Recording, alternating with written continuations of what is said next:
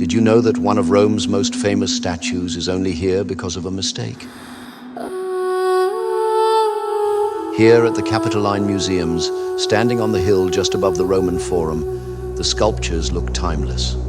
But if you look closer, their real stories are often quieter and much stranger than we imagine. Let's start with Constantine, the first Christian emperor. Looking at these fragments from the early 4th century AD, you can't miss the giant head, the hand, and the foot. They look solid, but the original statue was actually an illusion.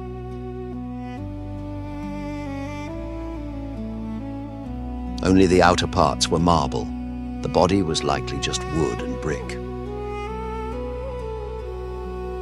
It was built to dominate the room, not to last forever. And this bronze hand nearby proves he knew how to manage his image. Marble was for tradition.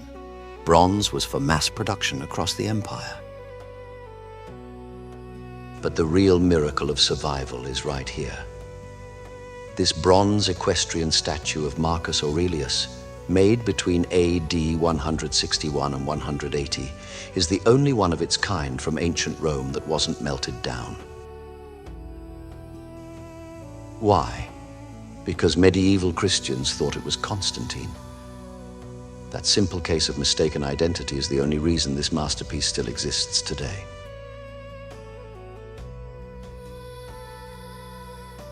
Then there's Commodus, created around AD 190. He's dressed as Hercules, lion skin, club, the whole hero act. But notice something important. This statue stood in his private bedroom. It wasn't for the public. It was just his personal fantasy. The dying Gaul sends a completely different message. This piece is a Roman copy from the 1st or 2nd century AD, based on a lost Greek original. Look at the torque around his neck. He is a defeated enemy, yes, but the sculptor didn't mock him. Instead, he gave him dignity in his final moments.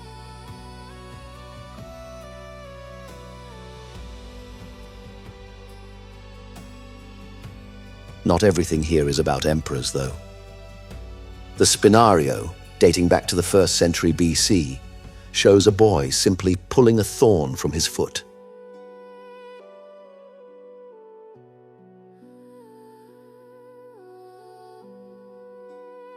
Just steps away is the famous Capitoline She-Wolf.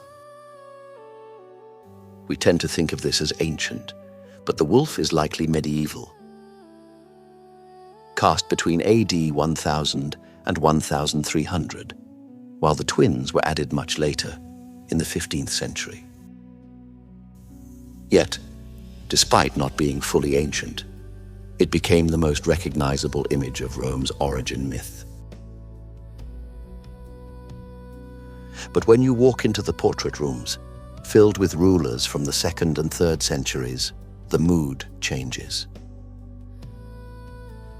Just look at Caracalla's face. That intensity isn't accidental. These weren't just portraits. They were tools to make sure you feared them. Before you leave, you have to see Bernini's Medusa, carved between 1644 and 1648. Most artists show her as a monster. Bernini shows her as a victim. Look at her eyes. She's in pain, terrified of the moment she transforms. And finally, say hello to Marforio in the courtyard. He is ancient, carved in the 1st or 2nd century AD, but he had a second life as one of Rome's talking statues. For centuries, Romans pinned anonymous notes on him to criticize the government. In a way, he was the city's first social media. From fake bodies to mistaken identities, these stones have seen it all. Which story is your favorite? Let me know in the comments.